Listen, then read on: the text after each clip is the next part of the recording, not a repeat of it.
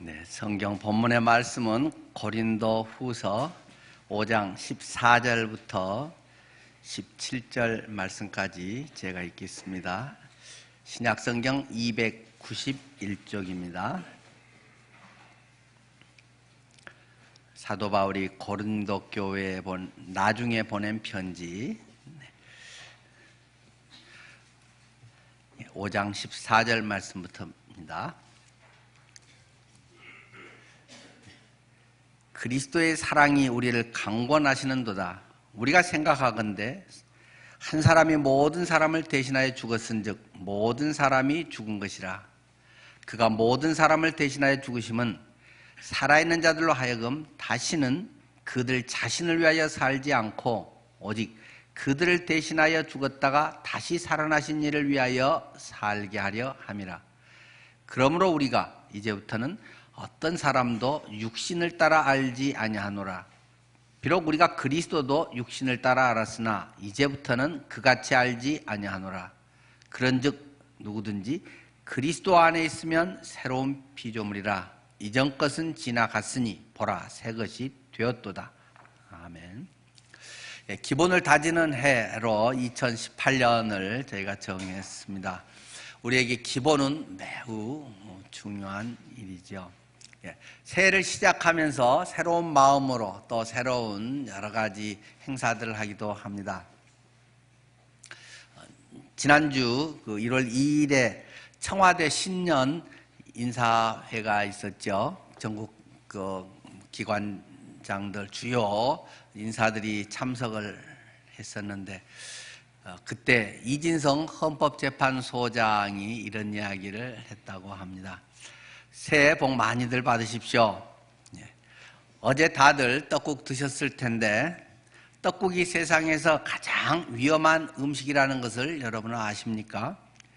최근 연구에 따르면 떡국은 고혈압, 고지혈증, 당뇨, 비만 등을 유발하는 위험한 음식입니다. 왜냐하면 떡국을 먹으면 나이를 먹게 되기 때문입니다. 라고 유머를 해서 영빈관이 폭소가 터졌다 하는 뉴스들을 보셨을 것입니다. 한 해 한 해 나이를 먹는 거. 전에 이어령 교수의 이야기를 소개한 적이 있습니다. 이어령 교수에 의하면 아마 세계에서 나이를 먹는다 이렇게 표현하는 나라는 우리 대한민국밖에 없다는 것 같아요. 세계 어느 나라도 한 해가 지나가서 나이가 한 살씩 많아지는 것에 대해서 먹는다라고 하는 표현을 하는 데는 없다는 것 같습니다. 그래서 떡국 먹고 한 살 더 먹는다. 떡국도 먹듯이 나이도 먹는다라고 표현을 한다는 것입니다. 그런데 이어령 교수에 의하면 이 표현이 아주 적절하고 좋다. 세계에서 우리나라만큼 이런 언어 감각에 특별히 그런 부분에서 나이 먹는다고 말한 나라가 없다. 왜냐하면 먹는다라고 하는 것 자체는 어떤 외부에 있는 객관적인 것, 나의 것이 아닌 어떤 객관적인 어떤 대상이었던 것을 이제 먹음으로 인해서 씹고 내가 소화를 하고 내 안으로 집어넣음으로 인해서 그것이 나의 피가 되고 살이 되고 나의 삶의 에너지원이 되고 나의 것으로 소화돼서 하나가 완전히 되게 하는 것, 그것을 우리는 먹는다라고 표현을 한다. 그런 점에서 보면 우리가 한 살 더 먹었다. 내가 벌써 60살이 됐네. 내가 60살 먹었어. 이렇게 우리가 이야기하는 것은 2018년이라고 하는 한 해가 내 앞에 놓여 있는데 내가 그것을 지금 하루하루씩 먹어가고 있는 것이 하루하루 산다는 거 아니겠습니까? 그냥 객관적인 어떤 시간이라고 하는 대상이 내 삶 속에서 내가 하루를 살아가면서 그것이 내 삶의 기쁨도 되고 또는 실망도 되고 내 삶의 의욕도 되고 보람도 되고 살아가면서 하루하루라고 하는 날들이 내 인생이라고 하는 나의 삶 자체가 된다는 것이죠. 그래서 먹는다라고 하는 건 아주 적절한 표현이고 매우 우리에게 중요한 부분이다. 그래서 우리가 나이를 한 살씩 먹는 것, 그건 하나님께서 우리에게 허락하신 2018년이라고 하는 것을 내 속에서 슬라시해서 얇게 썰어서 하루하루를 내가 먹으면서 1분 1분 이렇게 내 속에 소화해 가면서 만나는 사람들과의 관계 속에서 그것을 때로는 기쁨으로 보람으로 또 여러 가지 성취로 승화시켜가면서 살아가는, 그래서 나의 60살이라는 한 해를 만들어가는 각자의 삶의 그러한 연수가 된다는 것이죠. 그래서 새해를 맞이하는 우리들의 자세, 그리스도 안에서 우리가 한 해를 준비하는 그러한 태도, 그것은 매우 중요한 줄 압니다. 물리적 시간이야 똑같이 항상 똑같은 날이고, 단지 하나님께서 우리에게 시간의 매듭을 짓는 그러한 지혜를 주셔서 창세기에서부터 하나님께서 저녁이 되고 아침이 되니 이는 첫째 날이니라, 둘째 날이니라, 또 사시절기를 주시고 그러한 가운데서 매일 우리의 삶의 인생을 계수하게 하옵소서. 그러한 모세의 기도처럼 우리의 삶을 하루하루 우리가 헤아리는 것은 매우 중요한 때입니다. 올해 우리가 기본을 다지는 해, 그래서 복음이 분명한가, 내가 정말 말씀 안에서 기도 속에서 그러한 일들에 제대로 이루어 가기를 원한다는 것입니다. 기본이라고 하는 것은 늘 중요합니다. 늘 항상 터만 닦고 있다는 말이 아니고 항상 가장 핵심적인 것을 점검을 해야 된다는 거죠. 저는 군대 생활을 육군 항공학교에서 했습니다. 항공부대에서 3년간을 제가 근무하면서 항공기 정비사로 또 행정요원으로 일을 했습니다. 그런데 조종사들이 항상 하는 것들이 맨 처음에 나오면 체크리스트를 가지고 그 교관이든 학생이든 철저하게 비행기를 점검합니다. 비행기의 바퀴 상태는 어떤가, 그 압력은 제대로 돼 있는가, 모든 하나하나를 아주 꼼꼼하게 다 체크를 하고 이제 비행 훈련을 하게 되는 거죠. 늘 하고, 교관들이야 10,000시간 이렇게 아주 베테랑들도 있고 전부 잘하고 어제 탔던 거고 어제 별 이상 없었던 건데, 그러나 탈 때마다 철저하게 점검을 다 하고 올라섭니다. 그렇지 않으면 비행기는 한순간에 생명을 잃게 하는 추락사고, 제 있을 때도 그런 사고가 있었습니다만, 언제 어느 때 얼마나 베테랑이라고 해도 기체 고장이나 이런 것은 보장해 주지 않는다는 것입니다. 우리의 신앙생활에서도 기본을 철저하게 점검하는 것. 그땐 초신자 때 했는데, 구원 확신 가질 때 했는데, 그리고 대충 얼렁뚱땅 넘어가기 때문에 매일매일의 삶이, 나는 주님 안에서 성숙한 편이야, 나는 이 정도면 그래도 기본은 됐어, 늘 대충 넘어가기 때문에 항상 그 자리를 벗어나지 못하고 오히려 퇴보하는 경우들도 많이 본다는 것입니다. 좋은 나무는 뿌리가 제대로 잘 건강하게 튼튼하게 뻗어 있고 또 줄기가 제대로 잘 자라줘야 되겠죠. 그래서 가지들이 뻗고 거기에 열매들이 주렁주렁 맺히는 것 아니겠습니까? 우리의 신앙생활, 영적인 삶도 동일하더라는 것입니다. 우리의 구원의 삶이라고 하는 것은 우리의 새 생명의 뿌리가 튼튼해야 한다는 것입니다. 무엇보다도 중요한 것이 새 생명의 문제, 거듭나는 문제, 구원의 문제가 명확해야 된다는 것입니다. 정말 내가 예수 그리스도를 주인으로 영접했는가? 예수님이 내 인생의 정말 주인인가? 예수 그리스도의 십자가의 사역이 나의 모든 죄를 완전히 용서했다는 것을 확신하는가? 나의 과거의 죄, 현재의 죄, 미래의 죄까지도 주님은 완벽하게 그리스도의 보혈을 통해서 다 이루었다고 해결해 놓으신 것을 내가 확신하는가? 그리고 부활하신 예수 그리스도가 내 안에 계심으로 말미암아 날마다 살아가면서 주님과 동행하는 가운데서 예수의 부활의 삶이 내 삶 속에서 일어나는가? 부활을 내가 정말로 믿는가? 모든 일 속에 하나님의 부활의 역사를 이루실 것을 확신하는가 하는 이 새 생명의 뿌리의 문제, 거듭남의 이 분명한 문제가 늘 명확하게 해결되어 있고 고백되고 경험되지 않으면 우리의 신앙은 조금 되는 듯 하다가 떨어지고 늘 널뛰기가 된다는 것입니다. 그리고 우리가 놓치기 쉬운 중요한 부분을 오늘 저는 강조를 하려고 하는 것이 새 성품에 대한 문제입니다. 뿌리만 있어서 나무가 뭐 하겠습니까? 나무가 제대로 열매까지 맺기 위해서는 줄기가 튼실하게 잘 올라와야 하지 않겠습니까? 줄기가 굵어지고 건강하고, 그래서 뿌리에 그런 물, 수액, 수관을 통해서 이런 것들이 잘 공급이 되고, 탄소 동화작용을 한 잎사귀의 그런 것들이 또 뿌리까지 잘 내려가고, 이러한 줄기가 굵어지고 건강해야 좋은 열매가 맺힐 수 있겠죠.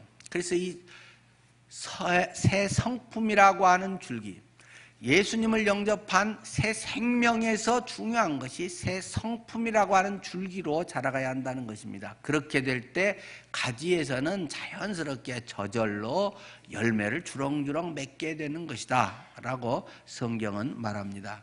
가지가 줄기에 붙어 있으면 열매는 저절로 맺히는 것이라고 하듯이 새 생활의 열매를 우리가 분명하게 보게 된다는 것입니다. 그런데 자칫 많은 경우에 이런 생활의 열매만을 자꾸 추구하기 때문에 조금 되는 것 갔다가 다시 원위치 되고, 조금 막 충만하고 막 기쁘고 모든 걸 할 수 있는 것 같고 하다가 또 얼마 전에 그냥 툭 떨어져 가지고 그냥 다운돼서 살고, 늘 이런 새 생활이라고 하는, 변화라고 하는 열매에 자꾸 초점을 맞추기 때문에 그러한 것들이 지속되지도 못하고 기쁨도 별로 없고, 그것은 실제 본인에게 별 유익도 아니라는 것입니다. 그래서 다시 우리가 이 새를 시작하면서 나는 정말 새 생명의 역사가 분명한가 하는 것을 여러분들이, 많은 분들이 간증을 보내주셨는데, 혹시 아직 안 쓰신 분들은 이번 주까지 꼭 보내주시기를 바랍니다. 간증의 문제에서 해결되는 제일 쉬운 방법은 빨리 써서 내버리는 것이다. 버틸수록 부담만 된다. 끝까지 갈 거니까. 그러니까 여러분들은 계속 새 생명의 문제를, 아이고 사람들 앞에서 뭐 하냐, 그런 마음을 버리고 하나님의 은혜를 다시금 생각하고 회복하고 돈 들이고 시간 들이는 수고로움을 자꾸 자청을 해야 됩니다. 그 안 하고도 대충 하고 다 아는데 혼자만 알지 말 안 하면, 써서 하지 않으면 남이 알지는 못합니다. 그냥 혼자만 알면 할 때마다 맨날 달라지고 맨날 그것이 왔다 갔다 하게 됩니다. 그래서 누구에게 전화할 때도 몇 분에 안에 이 정도 하면 된다라든가, 그래서 딱 체계적으로 분명하게, 또 복음의 핵심이 무언가를 내가 분명히 점검을 하고, 이렇게 해서 교회 다녔는데 이렇게 해서 하고 이런 얼렁뚱땅한 얘기하지 말고, 정말 복음이 무엇인지, 내가 예수 그리스도를 정말 만났는지, 새 생명이 내 속에서 어떻게 역사하는지, 이런 것을 구체적으로 스스로 점검하면서 그런 것을 기록하는 좋은 기회가 되시기를 바랍니다. 자, 오늘 강조하려고 하는 것은 새 성품에 대한 말씀이라고 했습니다. 그리스도인으로 살아가는데 굉장히 중요한 것이 새로운 성품이라는 것입니다. 많은 구원에 대한 새 생명의 문제도 강조를 많이 해왔습니다. 그리스도인의 삶으로 많이 변화되어야 한다는 것도 많이 강조를 해왔습니다. 또 그것으로 우리는 증명된다는 것을 잘 알고 있습니다. 그런데 새 성품이라는 줄기에 대해서는 너무 얘기를 안 했더라고요. 그러다 보니까 이 두 괴리 현상이 굉장히 커서 변화돼야 되는데, 구원의 확신은 있는데, 구원의 확신은 있는데 변화는 별개의 문제처럼 돼버리는 이런 희한한 복음이 되고 말았더라는 것입니다. 오늘 주보 사면에 보면 토저라고 하는 아주 굉장히 훌륭한, 이런 걸 아주 잘 지적하시고, 그 예언자적인 그런 걸 미래일 이야기한다 그런 게 아니고요, 성경의 곁길로 가는 걸 잘 가지치기를 하는 훌륭한 그 성경학자 A.W. 토저라고 하는 분의 글을 실었습니다. 신앙의 기초에 대한 것을 그분이 이야기하면서 한 장에 쓴 내용을 조금 길어서 요약을 해서 거기에 핵심적인 것을 실었습니다. 그런데 많은 이것들이 이상한 복음이 지금 세계적으로 전해지고 있다. 그것은 예수 그리스도의 구세주만을 이야기하고 그리스도의 주되심을 열로 이야기하지 않는다. 많은 사람들이 이것을 두 개로 쪼개놔가지고 분리된 구원, 분리된 복음을 이야기하고 있다. 구세주로 영접을 하고 나중에 주인으로 살아간다는 이러한 성경에 없는 이야기를, 성경의 정신과는 전혀 다른 이야기를 복음이라고 전하고 있는 그런 시대가 돼버리고 말았다. 자세히는 그 사면을 좀 읽어보십시오. 그리스도의 구원하심, 그리스도의 십자가와 그리스도의 부활을 통해서 우리에게 주인 되심은 결코 뗄 수 없는 것이고, 그것은 단지 경험되는 것은 시차적으로 확신이 있는 가운데 그리스도의 부활하심의 주인 되심이 평생 이제 경험되는 것일 뿐이지, 그것은 결코 시간적으로 1단계는 영접하는 거고 이제 2단계로 이제 이 정도 되면 주인 되시고, 이런 가짜 복음, 이거는 있을 수가 없는 일이다. 그건 두 개는 예수님을 영접한 순간부터 구세주이면서 동시에 나의 주인이 되지 않은 것이 어떻게 구원일 수 있는가? 어떻게 그게 복음이고 하나님 자녀고 그것이 그리스도인의 삶이 될 수 있는가? 말도 안 되는 얘기다 하는 것이 토저가 강조하고 있는 이야기입니다. 구세주와 주인 되심, 이거는 완전하게 일치되는 것, 동시에 출발되는 것이다. 이건 성숙이라는 이름으로 자꾸 사람들이, 특히 선교단체들이 짧게 다 간단하게 그 사형리라든가 금방 짧은 시간에 하기 위해서는 또 여러 가지를 강조하기는 어렵기 때문에 기본 핵심적인 인문의 하나를 딱 말하고 그거라도 말해야 되니까 그렇게 사형리 같은 거, 하나님과 화목하는 길 뭐 이런 걸 만들었지만은 그것으로 끝난 건 그건 복음이라고 할 수가 없다. 예수의 생명이 있어서 그것이 우리의 삶 속에서 경험되는, 작동되지 일하고 있지 않는, 그것이 능력의 원천이 돼서 그 힘으로 살아가게 되지 않는 것이 무슨 구원이라는 말이냐 하는 것을 아주 강조하고 있습니다. 정말 이거는 맞는 말입니다. 우리의 너무 그냥 얄팍하게 사람들 언론에서 구원 확신 받았어, 주님 영접했어, 이런 것들을 너무 싸구려로 해주다 보니까 당연히 변화도 없는 것이고 조금 하다가 아니면 말아버리고 이런 것들을 우리가 자초하고 있다는 것입니다. 이제 성경에도 성품에 대한 것을 강조하고 있습니다. 갈라디아서 5장 22절에서 24절 말씀이죠. 한번 찾아보실까요? 사도 바울이 갈라디아 지역에 있는 교회들에게 보낸 편지, 갈라디아서 5장 22절입니다. 아마 잘 외우시겠죠? 오직 성령의 열매는, 성령이 역사하신다는 증거는 무엇이냐? 저는 아까 이제 새 생활의 열매라고 표현을 했지만 지금 여기서 열매라고 하는 건 새 생활에 대한 문제가 아니고 성령이 역사하셔 드러나는 증거는 이제 이런 말입니다. 그것은 우리의 새로운 성품을 만들어낸다는 것입니다. 성품이 우리 속에 변화가 내면적으로 일어난다는 것입니다. 밖으로 보이는 것은 그 다음에 내면이 되면 그것이 밖으로 표출이 하나씩 이제 되는 거잖아요. 자, 성령의 열매는 무엇인가? 내가 새 생명을 얻었다고 하는 것은 새 성품으로 이러한 성령의 열매들이 나의 인격 속에서, 나의 삶의 가치관 속에서 일어나는 것이라는 말입니다. 그것은 어떻게 나타납니까? 사랑으로 나타난다는 것입니다. 사랑이 내 마음에 생긴다는 것입니다. 전에는 별로 사람이 사랑스럽지도 않고 경쟁 대상으로만 여겼는데 예수 그리스도를 영접하고 보면 그 영혼에 대한 그 내면의 문제에 관심이 간다는 것입니다. 그 사람이 사랑스럽다는 것입니다. 그 사람이 그렇게 사는 것이 그냥 너무 안타깝다는 것입니다. 저렇게 살면 안 되는데, 저렇게 인생 끝나면 안 되는데, 그런 마음이 내 속에서 막 영혼 사랑하는 마음으로 우러나게 된다는 것입니다. 희락과 기쁨이 있다는 것입니다. 여러분은 예수 믿고 기쁨이 있습니까? 구원의 확신 가질 때 얼마 잠깐 며칠 이런 잠깐의 기쁨이 있었는데 지금은 언젠가부터 별로 없다, 덤덤하다. 그건 굉장히 심각한 문제입니다. 이건 단지 감정의 문제만이 아니라 기쁨이라고 하는 것은 내 영적 상태의 문제이기 때문이기도 합니다. 내 마음에 기쁨이 있는가? 여러분은 직장 생활에 기쁨이 있습니까? 단지 먹고 살기 위해서? 아니면 그 어려운 직장을 그래서 나 겨우 얻었으니까, 또는 딴 사람이 네가 이 정도 수준 되는 직장을 다니니 또 알아주니까, 그런 것이 아니라 내 그리스도인의 삶에 그런 부분도 얼마간 차지할 수밖에 없겠지만은 내 마음에 기쁨이 있는가? 그리스도인으로서 이 세상에서 교회에서의 일도 마찬가지고 직장에서의 일도 마찬가지고 모든 것 속에 그리스도의 다 사역이고 하나님의 함께 하시는 나의 24시간의 삶이기 때문에 내 안에 기쁨이 있는가? 저는 그런 목회자들에게도 그런 얘기를 합니다. 목회가 재밌는가? 재미없다면 야, 그럼 뭐하러 목회하니? 목회 그만해. 저는 사명으로 목회한다고 하는 사람들 한편 존경하지만 한편은 굉장히 염려를 합니다.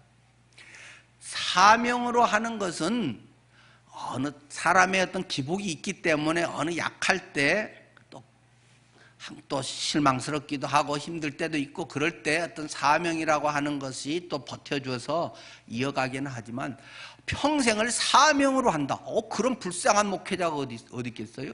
그게 아무리 뭐 큰 하나님의 일이고 무슨 목회고 뭐 선교고 복음 전하는 일이고 그런데 사명으로만 한다. 난 그런 참 불쌍한 목회자, 불쌍한 인생이라고 생각합니다. 재밌어야 하죠. 신나야 하죠. 기쁨이 있어야 하죠. 물론 재미라고 하는 말에는 국어사전에 보면 뭐 1번 흥미로운 일, 2번 어떤 일의 과정이나 보람, 과정에 의한 보람, 보람이라고 하는 것이 또 재미라는 말의 원래 우리말의 뜻이죠. 그러니까 어떤 일에 보람이 있고 그것을 해서 희열이 있고 그런 것이 없이 그냥 한다. 그러면 다른 직장을 갖는 게 차라리 낫지. 뭐하러 뭐 목회하고 선교사 한다고 그러고 있는지 나는 참 불쌍하게 생각을 합니다. 여러분 하는 일들에 정말 재미가 있습니까? 기쁨이 있습니까? 저는 정말 재밌습니다. 저는 정말 기쁨이 있습니다. 그러니까 33년을 목회를 이렇게 하고 있는 거지. 그러려면 뭐하러 딴 일을 하면서 제가 차라리 전도하고 교회 집사님으로서 뭐 잘 섬기고 그게 훨씬 낫지. 뭐하러 이것에서 뭐 찌들어가면서 그래 하겠어요? 그럴 필요가 전혀 없는 것입니다. 한 사람이 구원받고 변화되면 잠을 못 잘 정도로 기쁩니다. 정말 너무 신납니다. 막 아내한테 가서 이야기를 합니다. 그 사람 그랬는데 이러고 복음 전했는데 그 사람이 영접했다고. 막 저는 일기장에도 써놓기도 하고 너무 막 기쁩니다. 막 힘들었던 분 가서 기도했는데 막 힘을 얻고 또 회복되기도 하고 신방 가서 그러면 너무 기쁩니다. 막 너무 재밌습니다. 물론 피곤할 때도 있고 막 바쁘기도 하고 또 조금 짜증스러울 때도 왜 없겠습니까만은 대체로 기쁘죠. 이것이 얼마나 재밌고 이거 하지 말라고 해도 하고 싶은 것이 이거 아니겠어요? 그러니까 하는 거죠. 여러분들이 무엇을 하든지 그것이 기뻐야 됩니다. 왜냐하면 내 안에 성령이 계시기 때문입니다. 주님이 기뻐하는 일을 내가 하면 나도 기뻐지는 것입니다. 사명으로만 하는 사람들 별로 존경할 필요가 없습니다. 여러분 삶 속에 예수의 생명, 새 생명의 역사가 충만하면 그러한 마음이 우러나오게 되어 있는 것입니다. 마지못해 끌려가서 막 해야지 그건 사입입니다. 사랑과 희락과 화평과 마음의 평안함이 있습니다. 막 하면서 계속 싸우고 있다. 모든 것에서 참 그런 사람 나는 불쌍한 그리스도인이라고 생각합니다. 화평하고 마음이 태평스러워집니다. 평안합니다. 남들은 걱정하고 어떻게 될까 해도 걱정이 덜 됩니다. 약간 바보스러워집니다. 그리고 다른 사람들과 이렇게 이야기하면 사람들의 좀 불편했던 사람들이 해결되기도 하고 지혜를 발휘하기도 하고 같은 이렇게 평안한 마음을 얻기도 하고 그런 것이 성품으로 우리 속에 나타나는 것입니다. 오래 참음과 오래 참음, 진득한 것이 생기는 것입니다. 전에는 그냥 바삭바삭하고 금방 성격이 그냥 금방 이게 잘 뒤집어지는 사람도 성령의 그런 역사의 성품이 있으면 오래 참게 되는 것입니다. 인내하게 됩니다. 그래서 한 번 그래도 하겠다 주님을 딱 마음 먹으면 한 3년 5년 하고 막 그만두겠다 이러지 않습니다. 한 10년 20년 한 50년은 기본으로 하는 것이지 주님 안에서 그냥 진득하게 오래 참고 하다 보면 욕먹는 것이 복이려니 하고 지금은 모르지만 때가 지나온 다음에 그것은 또 내게 더 큰 유익이다 하고 실제 그런 걸 많이 경험하거든요. 우리가 사람이 크는데도 애가 자라는데도 성장통이라고 하는 게 있지 않습니까? 애가 자라면서 막 다리 아파 막 근육이 땡겨하고 엄청 아파하기도 하는데 그러면서 막 빨리 크다 보니까 애들은 성장 속도가 크다 보니까 뭐 성장통이 와서 그런 경우들도 있죠. 가끔 그런 영적 성장통도 있습니다만은 그래도 진득하게 그것을 주님 앞에서 그냥 한 걸음 한 걸음 가다 보면 어느 순간에 정상에 와 있고 시야가 확 트이는 것을 경험하게 됩니다. 어떤 것에서 나는 성과를 못 참아. 나는 뭐 원래 성격이 타고나서 그건 성격이 타고난 것도 있겠지만은 변화되지 않는 겁니다. 새 생명의 역사가 별로 없기 때문입니다. 영적으로 미성숙하기 때문입니다. 너무 솔직하게 말한 건가요? 미성숙한 것이지 그것은 성격이 본래 그래서가 아닙니다. 안 믿은 사람은 성격이 그래서 그렇습니다. 그러나 예수 그리스도의 생명이 내 안에 있는 사람은 사랑하는 마음이 생기고 막 영혼들이 귀하게 여겨지고 불쌍해지고 하기 때문에 내가 안 하면 지가 손해지 내가 뭐 손해야? 안 해? 얼마 옛날 같으면 그런데 그래도 참으면서 바보같이 하게 되는 것입니다. 어머니의 마음이 된다는 것입니다. 밥 안 먹어? 에이 나 안 해! 그러고 막 삐져가지고 그래도 먹지 마라. 뭐 그러고 그냥 내버려 두지 않잖아요. 얼마간 지가 배고프면 하겠지 해서 먹을 것도 미리 준비도 해놓고 어떨 때는 안 되면 따라다니면서 밥도 몇 숟가락 먹이기도 하고 더 맛있는 거 사주기도 하고 놔두는 것 같으면서도 굉장히 더 챙기듯이 그런 마음이 생기게 되는 것입니다. 해라가 아니라 생기게 되는 것입니다. 정도 차이가 이제 성숙도에 따라서는 있겠죠. 그 다음에는 뭐 오래 참음과 자비와 자비로운 마음이 생긴다는 것이다. 내 마음에 자비가 생긴다는 것입니다. 교회 생활 오래 한 분들 중에 단어에 대한 알레르기 반응이 있는 사람들이 가끔 있습니다. 자비. 에이, 성경이 왜 이렇게 번역했냐 자비라고. 이거 불교에 하는 건데 뭐 대자 대비하신 어쩌고 저쩌고 뭐 불쌍해서 하는 얘기 성경이 자비라고 했냐. 자비라고 번역된 건 성경에 많이 있고 영어도 그냥 멋이 해서 그냥 뭐 자비라고 번역하지 뭐라고 번역하겠어요. 뭐 새 번역에는 그것을 친절이라고 많이 기독교인들이 알레르기 반응을 자비에 많이 일으키기 때문에 친절이라고 번역을 했지만 사실 조금 친절이라고 하는 거는 잘 번역한 것 같지는 않아요. 근데 너무 그런 단어 같은 것에 예민할 필요는 없습니다. 사실 전에 말씀드렸지 전도라고 하는 말, 우리 전도합시다. 여러분 전도해야 됩니다. 영혼 구해야 됩니다. 전도라고 하는 말이지만 그거는 기독교 용어가 본래는 아니었습니다. 그건 천도교 용어입니다.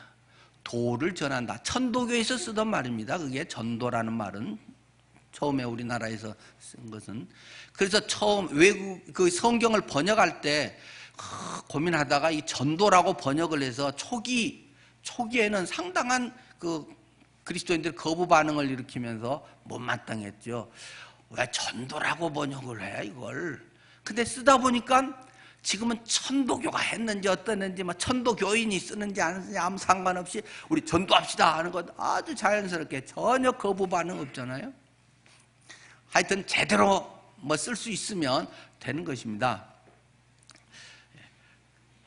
자비로운 마음, 내 마음에 다른 사람을 짠하게 여기면서 좀 자비롭게 이렇게 품어주고 애련하게 애틋한 마음으로 그 감싸면서 하는 이런 마음들이 예수의 새 생명이 있으면 주님은 십자가에서 나 같은 자를 위해서도 그렇게 막 고통을 당하시고 몸이 찢기시고 그렇게 나를 사랑하셨는데 아이고 이까짓 거 갖고 내가 그러냐, 아이고 저 사람 나보다는 차라리 낫네, 그런 자비로운 마음으로 품는 것이 생긴다는 것입니다. 양선과 양선, 참 이건 요즘 거의 안 쓰는 단어죠. 어질 양자 착할 선자, 아주 어질고 착하다. 그것을 새 번역에서는 그냥 선함이라고 번역을 했대요. 선한 마음으로 대하는 거. 예수님 믿고 마음이 자꾸 선해져야 됩니다. 선한 마음으로 약간 바보스러워져야 그 예수 잘 믿는 겁니다. 자꾸 너무 따지고 맞네 틀리네 이해타산하고 뭐 이런 사람들은 맨날 신앙에 초보에서 들락날락 하는 게 되는 것입니다. 약간 손해보면서, 아주 성숙한 사람은 많이 손해보면서 하는 것이고, 그렇게 되는 것이 그리스도의 성품으로 자꾸 빚어져 가는 과정인 것입니다. 또 충성과 뭐 신실함과 온유와 절제 이런 것들을 잘 참을 수 있고, 아니, 나는 뭐 아니면 뭐 참아 뭐 어쩌고 그런 것들, 그리스도 안에서 절제가 그리스도인들에게 상당히 필요하다는 것입니다. 특별히 요즘 같은 때는 더 그렇겠죠. 전에 우리 성도님들에게 권했던 책 중에 좋은 것도 중독이 될 수 있다, 그런 책 보셨나요? 좋은 것도 중독이 될 수 있다. 좋은 것이라고 다 좋은 거 아닙니다. 좋은 것이라고 약이라고 해서 항상 약이 다 몸에 좋은 것이 아니고 어느 때 먹느냐도 굉장히 중요한 거 아니겠어요? 때에 맞춰서 제대로 해야지, 뭐 아무 때나 좋은 거라고 해서 뭐 좋은 말이라고 아무 때나 좋은 말 지적해주고 그래가지고 오히려 상처될 수도 있는 것이고, 잘 지혜롭게 절제를 하는 것이 또 굉장히 필요하다는 것입니다. 이런 것이 새 생명의 뿌리 가운데서 거듭남 속에서 새 성품의 줄기로 자꾸 아름드리 나무처럼 커가는 것입니다.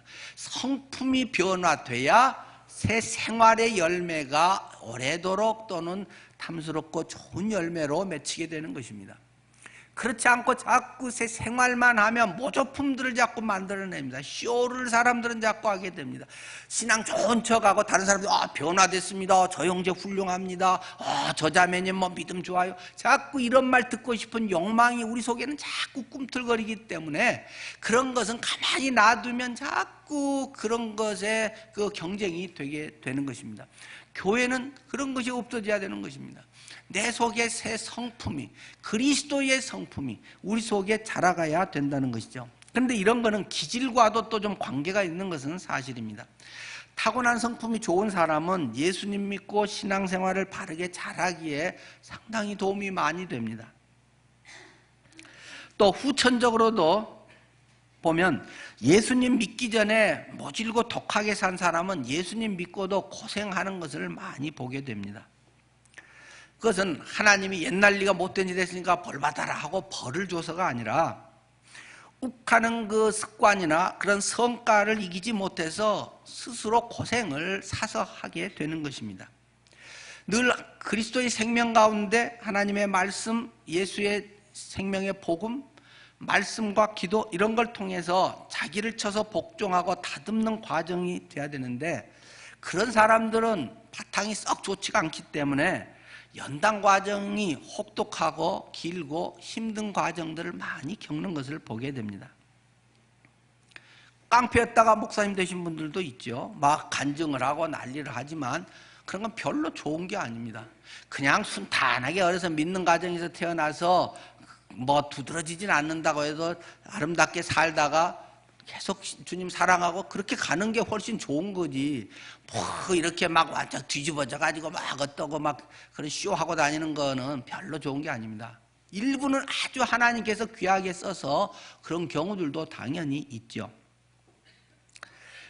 그러니까 많은 경우 옛날에 별로 성깔이 별로 안 좋은 성품이, 질이라고 하는 건 성품 아니겠어요? 그런 것이 덜 좋은 그런 기질의 사람들은 굉장히 조심해야 됩니다. 목회자들 중에서도 그냥 한참 잘하다가 어떠고 막 부딪히고 누가 까다롭게 하고 그러면 그냥 확 엎어버리고 또 딴 데로 훌쩍 가서 목회하다가 또 한참 뭐 좀 되는 듯 하다가 꼭 하나님께서는 그런데 좀 불편한 사람을 꼭 준비해 놓으시잖아요. 그러니까 한번 또 싸우고 뒤집고 또 가고 맨날 메뚜기처럼 목회하는 사람들이 있습니다. 고생을 사서 하는 것입니다.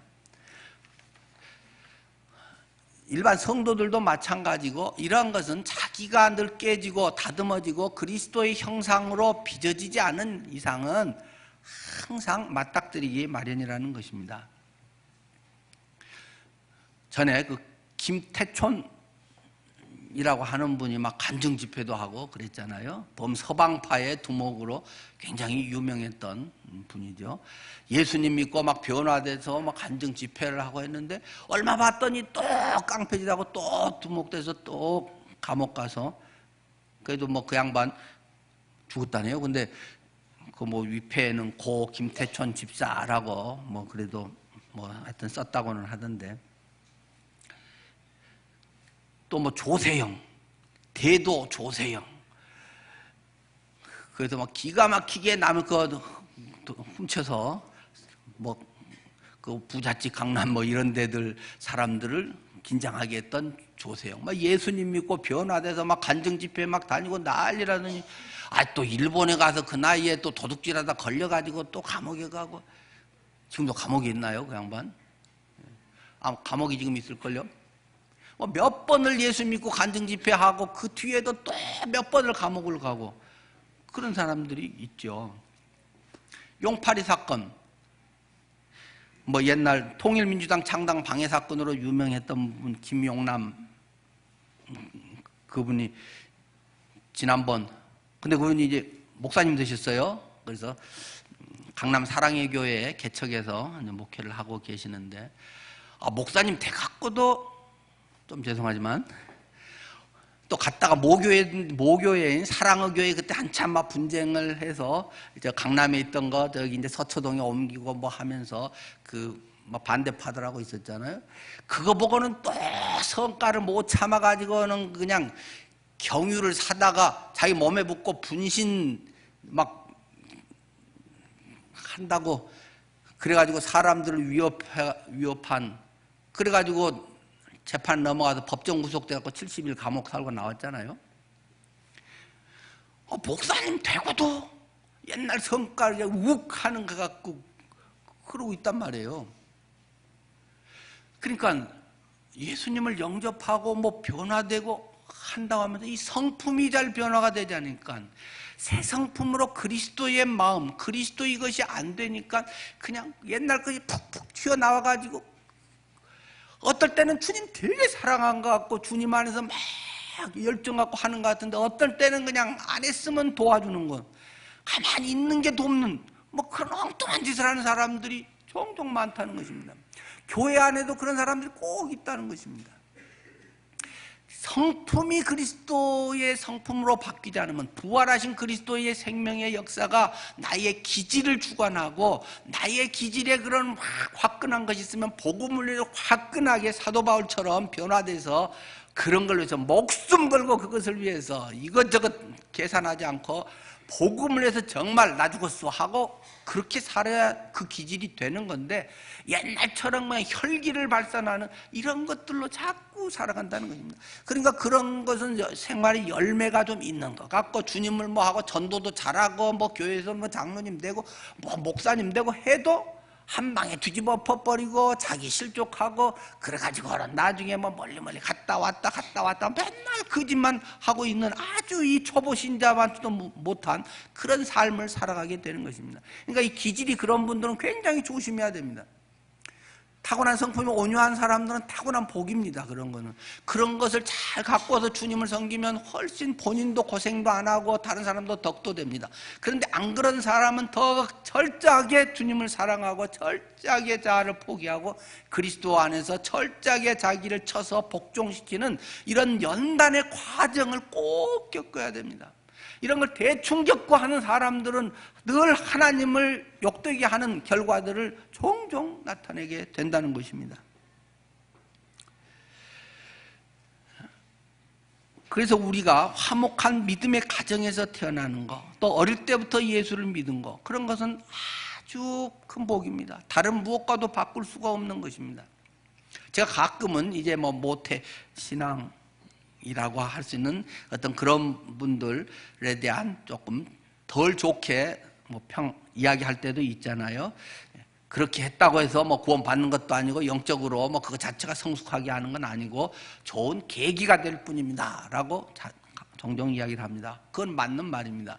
그러나 그런 사람이 정말 주님을 사랑하고 주님 안에서 바로 하려고 하면 훨씬 잘할 수 있고 훨씬 주님의 기쁨이 될 수 있는 아주 큰 복이라고 하는 것입니다.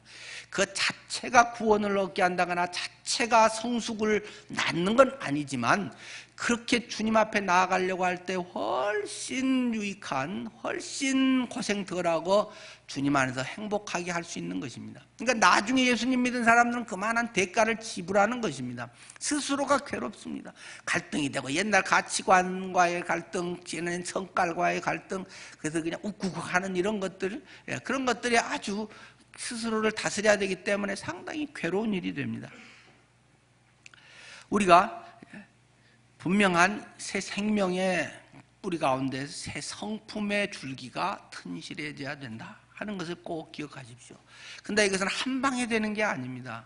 그것은 성경 조금 많이 읽고 기도원에 가서 한 40일 김식 기도를 하고 영적 체험을 하고 그랬다고 해서 금방 그렇게 되는 게 아닙니다. 이것은 오랜 세월이 걸립니다. 조금 작은 실수를 통해서 아이고 내가 왜 그랬나 하면서 아이고 주님은 그래 안 하셨을 텐데 아이고 그렇게 할 때 주님 슬퍼했겠구나 아이고 저분에게 내가 또 혹시 그리스도를 욕되게 한 건 아닌가 그러면서 그 사랑하는 마음이 되고 예전에는 그냥 넘어가고 그렇지 안 그런 사람이 있어? 지가 그럴만 하니까 했지 이러고 지냈던 사람들이 그것이 마음에 안쓰러워지고 먼저 사과도 하고 그런 시행착오들을 자꾸 겪으면서 이거 성품이라고 하는 것은 만들어지는 것이고 그럴 때 그는 평생에 큰 유익이 된다는 사실입니다. 그래서 주님은 요한복음 15장 4절 5절에서 이렇게 이야기하지 않습니까?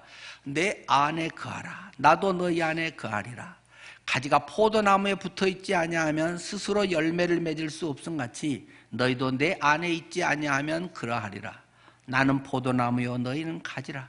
그가 내 안에 내가 그 안에 거하면 사람이 열매를 많이 맺나니 나를 떠나서는 너희가 아무것도 할 수 없습니다.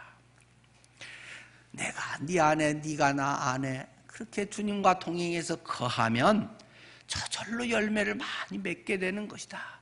열매를 자꾸 만들어내려고 조작을 한다는 것입니다. 마치 공장에서 제품 찍어내듯이 이런 하나님의 생명의 열매, 하나님의 역사의 그런 열매들을 자꾸만 부흥에 몇 번 하고 좀 막하고 뜨겁게 하고 좀 이렇게 막 프로그램을 하고 하면 그것이 막 되는 것처럼 자꾸 한다는 것입니다. 그것은 하나의 좋은 동기, 계기를 마련해 줄 뿐이라는 것입니다. 사과 하나가 익는데도 조그마한 꽃이 피었다가 꽃이 떨어지고 그 사과 열매가 자리를 잡고 그 서서히 커지고 비바람을 맞고 달렁달렁 했다가 나중에 햇볕을 잘 받고 때깔 있게 발그레하니 예쁜 사과가 되듯이 그러한 과정을 잘 겪어야 됩니다.